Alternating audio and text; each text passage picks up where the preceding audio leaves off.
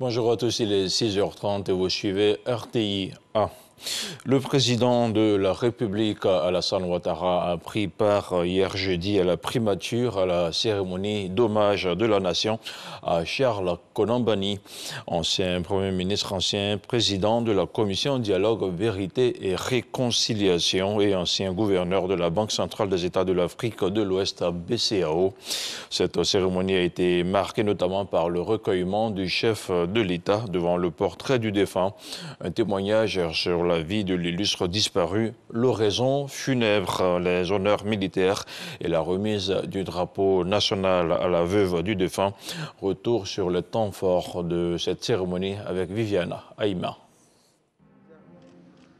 C'est au soir du 10 septembre dernier que la nouvelle est tombée, tel un couperet, laissant la Côte d'Ivoire dans la stupeur.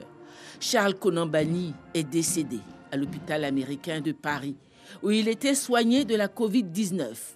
Une mort brusque qui a surpris tout le monde.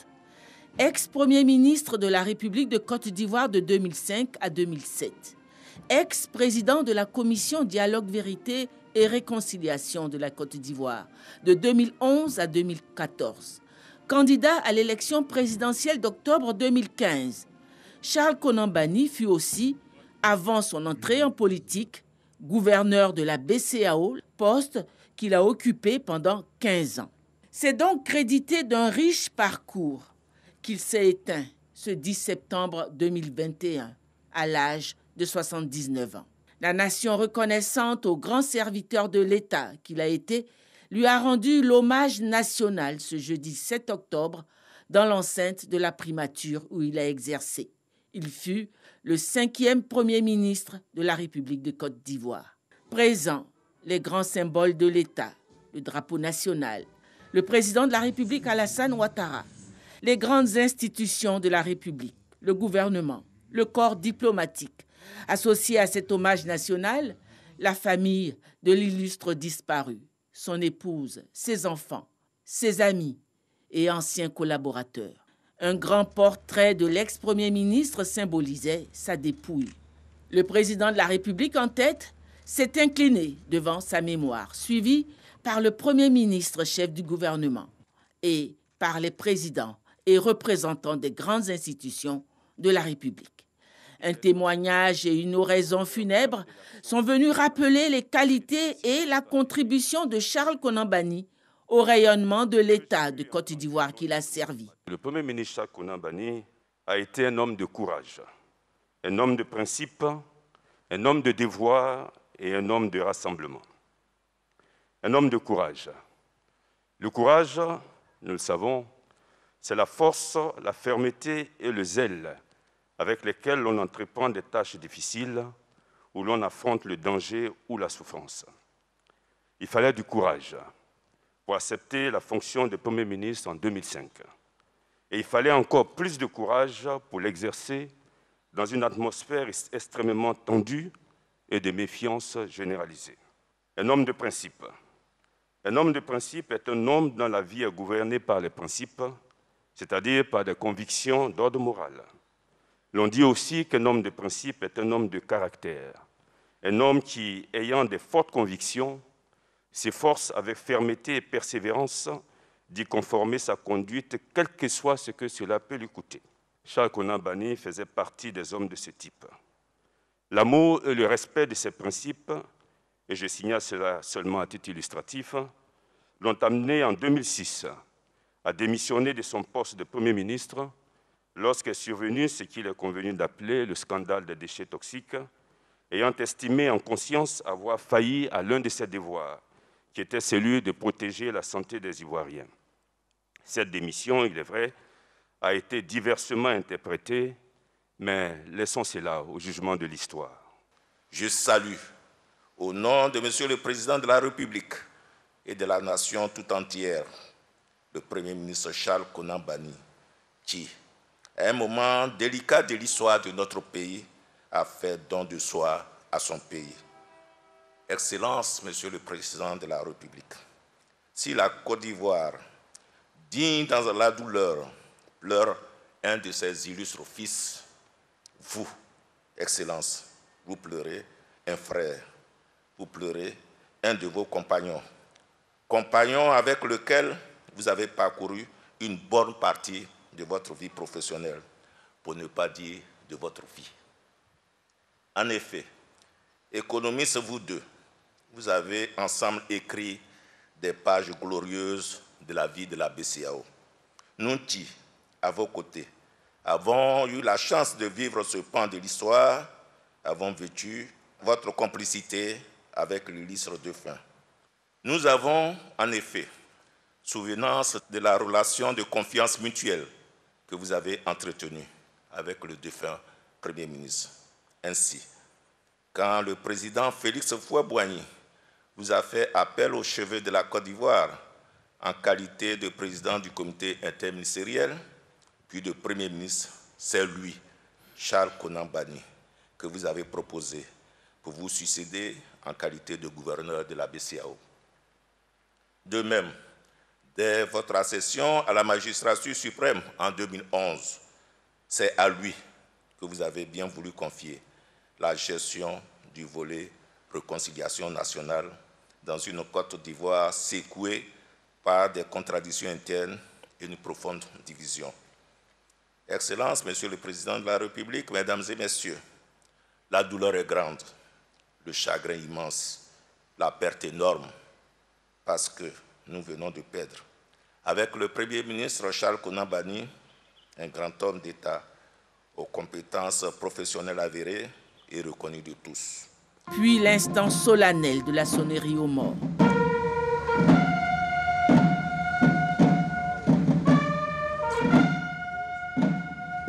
Suivi de la remise du drapeau national à la veuve.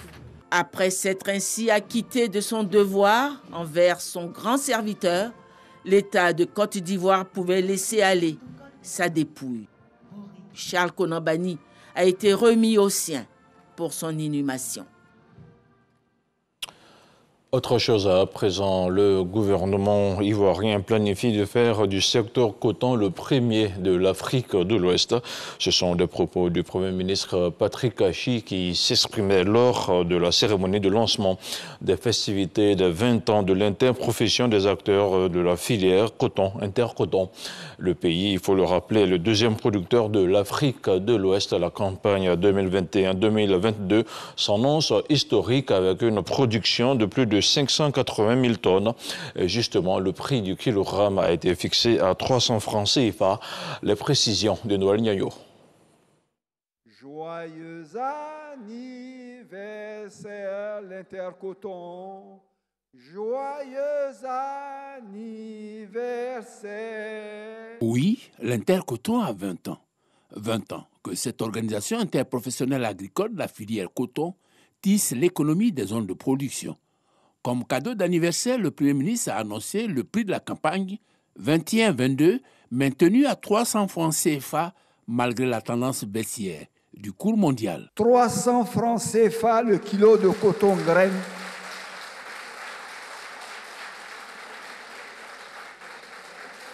« 300 francs CFA le kilo de coton graine de premier choix et 275 francs CFA le kilo le coton graine de deuxième choix. » Pour le soutien de ce prix, l'État a consenti un appui à la dimension des enjeux socio-économiques de cette spéculation. Sur la base de la prévision de production de 582 485 tonnes, ceci induit donc un soutien du gouvernement de 32,9 francs CFA le kilo, correspondant à 19 milliards 164 francs CFA. C'est un ouf de soulagement pour les producteurs. Quand j'étais avec mon papa, nous avons cultivé le coton et nous avons vendu le coton à 60 francs, à 70 francs. Aujourd'hui, si c'est à 300 francs, ça veut dire que vraiment c'est un effort du gouvernement, ça nous encourage.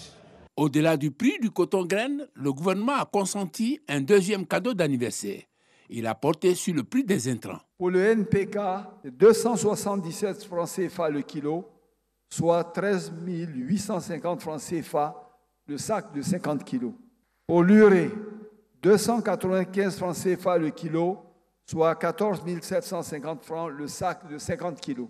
Pour les insecticides, 33 000 francs CFA par hectare pour le cycle culturel.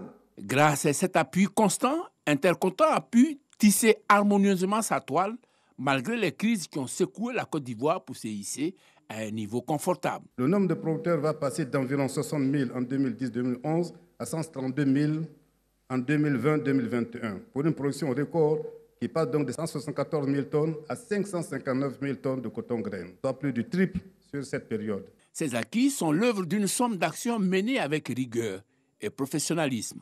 Le sérieux, le dynamisme et la dextérité affichés dans l'exécution de ces tâches depuis 20 ans lui ont permis d'élargir son réseau professionnel en y intégrant ses partenaires stratégiques, techniques et financiers internationaux au plus haut niveau, dont l'Union européenne, le groupe de la Banque mondiale, l'Agence française de développement.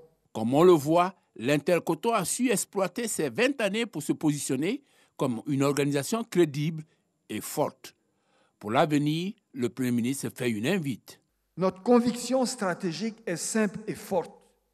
La consolidation des acquis et l'accroissement de la profitabilité de la filière, comme dans d'autres secteurs agricoles, passe nécessairement par une transformation nationale accrue de nos richesses agricoles et donc une relance puissante de l'industrie ivoirienne du textile et de la confection. Le coton en chiffres, c'est 7% des recettes d'exportation et contribue à hauteur de 1% au produit intérieur brut. Le bassin cotonnier s'étend sur une superficie de un peu plus de 50% du territoire national et fait vivre environ 3 millions d'Ivoiriens. La Côte d'Ivoire tente d'éradiquer la traite des personnes, l'esclavage moderne, le travail forcé et surtout celui des enfants. Un atelier visant à évaluer les acquis de notre pays dans la lutte contre le travail des enfants s'est tenu récemment.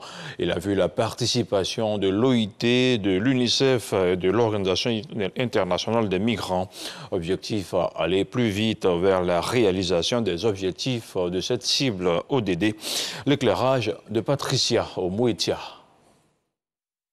D'après les estimations de l'Organisation internationale du travail, près de 21 millions de personnes dans le monde sont victimes de travail forcé. 168 millions d'enfants sont contraints de travailler, dont la moitié dans les pires formes de travail, principalement les travaux dangereux. L'Alliance 8.7 est une coalition qui s'engage à accélérer et à intensifier les actions pour lutter contre ce problème et à atteindre la cible 8.7 des objectifs de développement durable, ODD. Aujourd'hui, la situation que nous avions en 2000, également en 2020-2021, n'est plus la même aujourd'hui. Le phénomène est considérablement réduit. Sa mission consiste à aider tous les États membres de l'ONU à éradiquer le travail forcé, l'esclavage moderne, la traite des êtres humains et toutes les formes de travail des enfants. L'enjeu pour le gouvernement ivoirien est de parvenir à une synergie d'action pour lutter contre le travail des enfants. Ce qu'il est important de faire maintenant, c'est de réfléchir comment on peut améliorer encore la situation pour éliminer ce fléau qui est le travail des enfants en Côte d'Ivoire. Dès l'apparition du phénomène, la première des choses que notre pays a faites, mener des études. À la suite de ces études, on a eu une meilleure compréhension de la situation.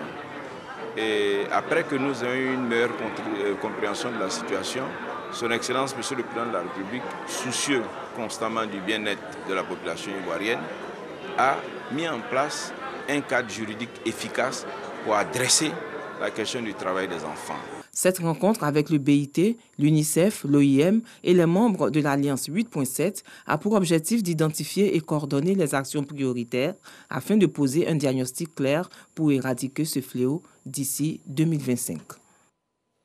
Place à présent à l'actualité internationale en République démocratique du Congo. Le processus pour désigner le futur président de la Commission électorale nationale indépendante CENI s'enlise.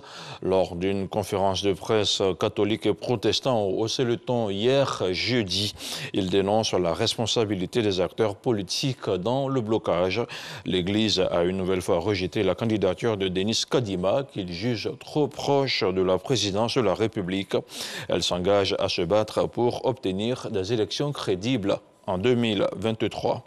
Et puis les assises nationales de la refondation de l'État du Mali auront lieu du 25 octobre au 21 novembre, a indiqué hier jeudi Abraham Bengali, le secrétaire général du ministère de la refondation. C'était lors d'une table ronde de validation de l'avant-projet des termes de référence de ces assises et de la mise en place de l'autorité indépendante de gestion des élections.